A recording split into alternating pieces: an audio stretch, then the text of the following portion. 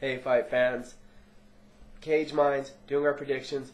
UFC on FX1. Prelims are going to be on Fuel. First fight night of the year. Free event for all the fans. Gotta love that. We'll get to the predictions. First fight of the 11. There's 11 bouts on the card. We're going to break down all of them. First fight we're talking about, Joseph Sandoval, 6-1, versus Nick the Ninja Love Dennis, who's 10-2. Joseph Sandoval, second time entering the octagon, lost his first bout against Wild Watson, taking head kicks. He is very successful coming up through shark fights, showed good stand-up, good Muay Thai, good takedown defense. Nick Dennis made his mark in Shuto, is a Canadian product, now coming over to fight in the UFC. Has good stand-up, not great, but really works the body, good clinch, good grappling. I think they'll even see the grappling improve because he's going to be in the cage. We know that rings are for boxers, a cage is more, or a ring is for the strikers, and that the cage helps the grapplers. We'll see that grappling come into effect. I think he's going to get the clinch, work the body, take the fight to the ground. Second round TKO, Nick Dennis, that's the prediction. Second fight that we're talking about, Carlos Vimal, CFC legend, a brute force, Croatian national wrestling champion, 9-2 record, fought at heavyweight, now down at light heavyweight, a massive, powerful man. His opponent is Ryan Jamo, Maximum Fight Championship, light heavyweight champion, a 16-1 record, 16 consecutive victories, a karate stance reminiscent of Lyoto the Dragon Machida. I see this fight going to be towards the striker, not for the grappler. Jamo also has fallen in love with the wrestling aspect of mixed martial arts, sees how pivotal it is to have a solid wrestling game, so I think that Vimal is not going to be able to get off his takedowns. Jamo will pick his opponent apart using kicks, maybe a liver shot using the strikes, and I think we see a first round knockout, last 30 seconds after the 4.5 minute mark. I see a first round TKO coming, and a successful debut into the octagon for Ryan Jamo. Next fight we got Daniel Pena, who's 15-7, taking on Pat Schilling. His nickname is Thrilling. He's 5-0. This fight just came about a couple days ago, late on the card. So I think a real focal point will be the cardio of both athletes, as this fight is on such short notice being thrown together. Daniel has 22 fights, so he has the experience advantage. He's 1-1 against Johnny Bedford, a UFC bantamweight. He's finished all 15 of his victories, 9 submissions and 6 TKOs, as to where his losses have been 6 submissions and 1 decision. He's the more experienced fighter. From what I heard Schilling say, Daniel is even the bigger fighter, so with that experience, with the more wealth of knowledge, both men finish all of their fights. I think that Daniel has the advantages going in, but it's that tendency to be submitted in his losses that is worrisome, as Schilling himself has 5-0 record with 4 TKOs, or 4 submissions and 1 TKO, excuse me, on that one. I see this fight probably dragging out and being longer, as that's what Daniel Pena would want to do, try to wear on the younger fighter who's the less experienced man. We can see octagon jitters, that adrenaline dump. That's really why I think we'll see the more veteran fighter win out a unanimous decision. Yes, taking this to the deep waters, using the wrestling, because both men seem to be so good with the submissions, it could end up being a wash some point in the grappling, but I think the size advantage will play pivotal. So Daniel Pena with a unanimous decision victory. Next fight we got Fabricio Morongo Comoz, who is 10-5-1, will take on Reze Madadi, who's 11-2. Comoz trains out of the Black House. He is an anti-wrestler, a Brazilian Jiu-Jitsu black belt with very good Muay Thai, a third-degree Brazilian Jiu-Jitsu black belt. This is his second trip through the UFC, his first time with the promotion. He was 0-1-1, losing to Kurt Pellegrino and having a draw with Carl Uno. Since then, a first-round head kick victory over Steve Lopez and a unanimous decision win over Efron Escudero.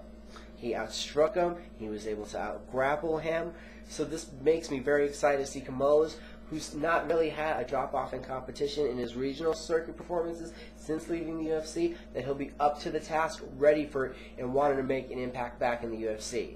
Madadi is a Swedish wrestler, been wrestling for 16 years. This is his first time coming over to fight in America. It's a big UFC debut. He has 11-2 record.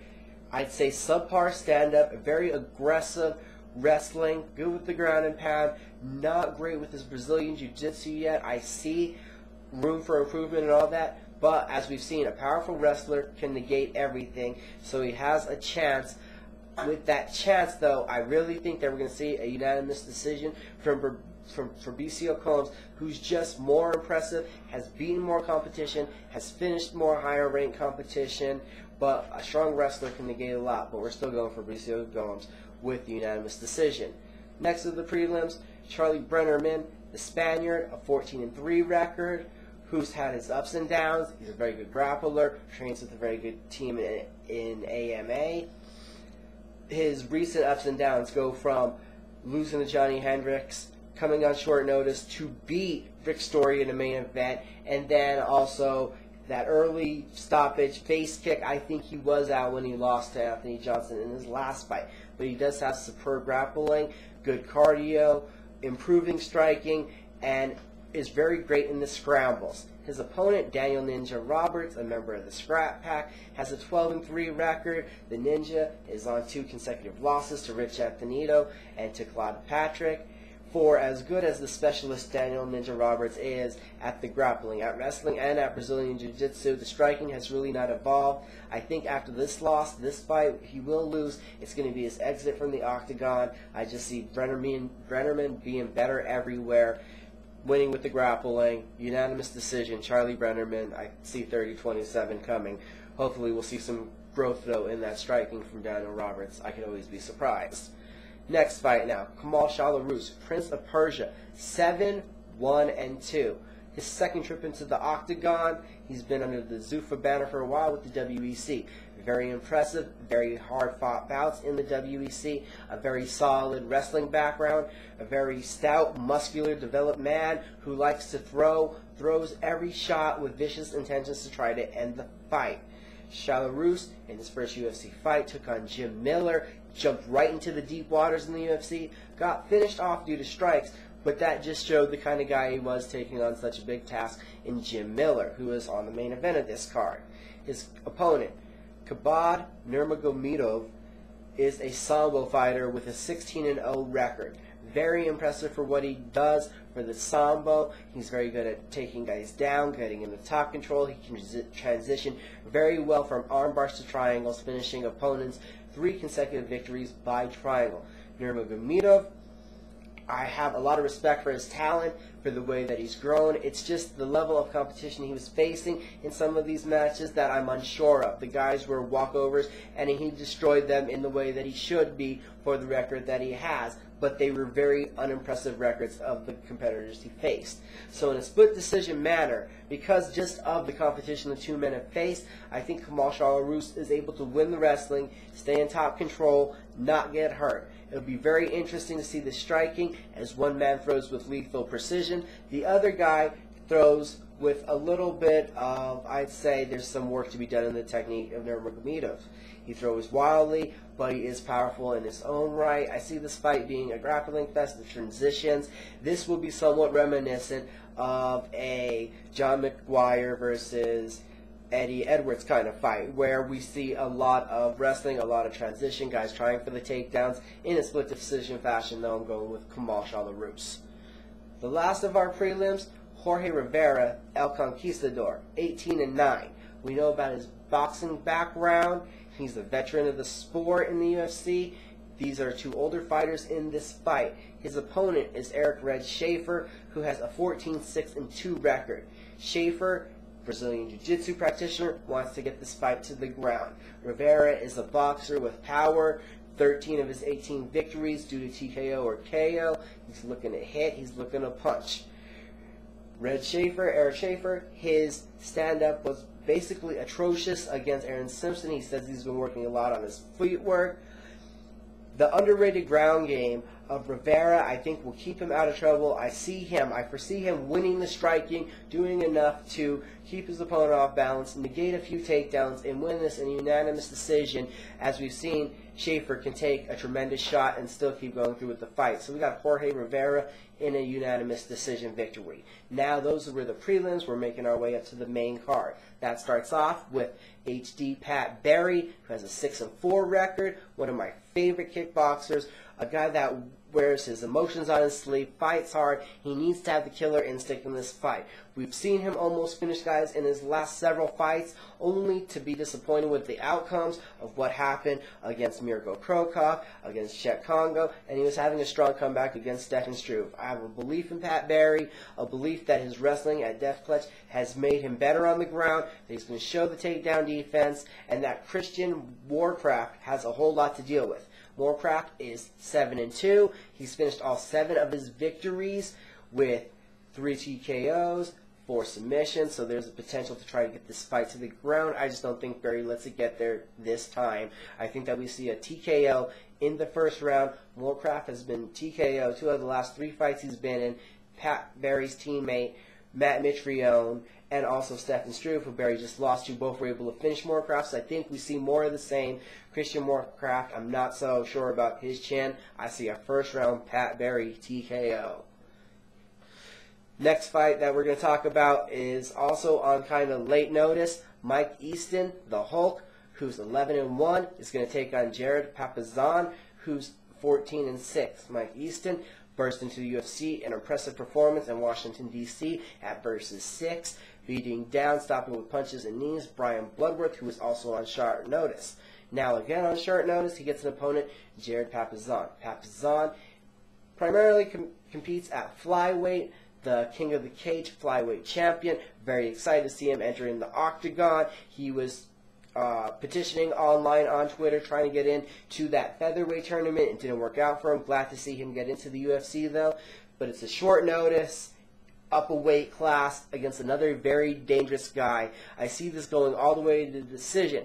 Papazan said he feels good, feels like he can put on a show.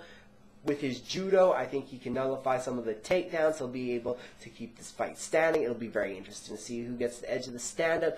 I see it being a very close split decision fight. I think it's going to go either way, and I believe both men will hurt each other throughout the fight, will survive just on the cardio, the late notice, going up a weight class.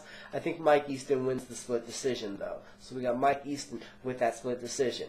We get now to the co-main event, where Dwayne Bang Ludwig, 29-11, record holder for the fastest KO in the UFC, fresh off of his impressive performance against Amir Sadallah, is going to take on Josh the Dennis Neer, who had a war with Keith Wisnowski in his UFC return. He's been on a hot winning streak, 5 consecutive bouts for Josh Neer. He's 32-10-1 his record. This fight will be the fight of the night. They're going to go in there, they're going to exchange and slug it out. I see if either man goes for a takedown, that they'll both be able to defend it, nullify it, and it's going to be the winner of the striking that wins it. I just think the better kicking game is Dwayne Ludwig. Josh Neer's best chance to win this is honestly if he's able to catch Bang with some dirty elbows, and if the dentist is able to make his patient bleed, he could come out successful, but I think Bang pops him, beats him, and takes the decision, 29-28 to Dwayne Bang Ludwig. That takes us to the main event of this card, which I've been waiting for a long time, this fight just in general. Melvin Guillard, the young assassin, 46-10-3, taking on Jim Miller, 20-3. A couple fights ago, they should have even been doing this. I mean, fights for both of these gentlemen. This fight should have already happened. This should have been a #1 contender's bout to get to Frankie Edgar a while ago, but due to injuries, other circumstances, things haven't worked out. I've been pumped for this fight. Melvin Guillard's coming off of that distraught loss to Joe Lozon, where he was caught, submitted. Before the fight, it seemed his ego had got away with himself. It seemed that he had already won. He was in such celebration mode. On the other hand, Jim Miller is coming off of a whooping too from Ben Henderson, who dominated Jim Miller in a fashion that was quite surprising, really. And also, we got to look at Miller. He only has 3 losses. Those are to Henderson, Maynard, and Edgar, the cream of the crop in the mixed martial arts world. Melvin Guillard, just such an experienced fighter for being such a young guy, having nearly 60 fights. Every fight he grows, he comes into his own. I think that last time has to be a fluke. It was a miscalculation in judgment. It was an emotional error. I think that we see the knees, we see the fast hands, we see the takedown defense that we saw for the 5-fight winning streak before this, and we see a finish, I think. I think we'll see a second-round TKO. Jim Miller wins this fight if he's able to get it to the ground, if he's able to hurt Guillard, if he's able to get Melvin into a submission, as we've seen 8 of his 10 losses are by that submission. But I think, like I said, the hands are too fast, the takedown defense is too good, the knees will connect, and he will be able to stop all the clinching. Melvin Guillard will make this his fight and will have an impressive win to put forth maybe him getting back really quickly into that title contention where he should have been from his winning streak. A little hard to imagine Jim Miller being on a 2-fight losing streak, but I see it coming. Holy wow. So those have been our predictions. We'll run through it one more time real quick for everyone. Nick Dennis, second round TKO. Ryan Jimo, a first round TKO. Daniel Pena with a unanimous decision. Fabricio Camões with a unanimous decision. Charlie Brenneman with a unanimous decision. Kamal Salarus, a split decision. Jorge Rivera with a unanimous decision.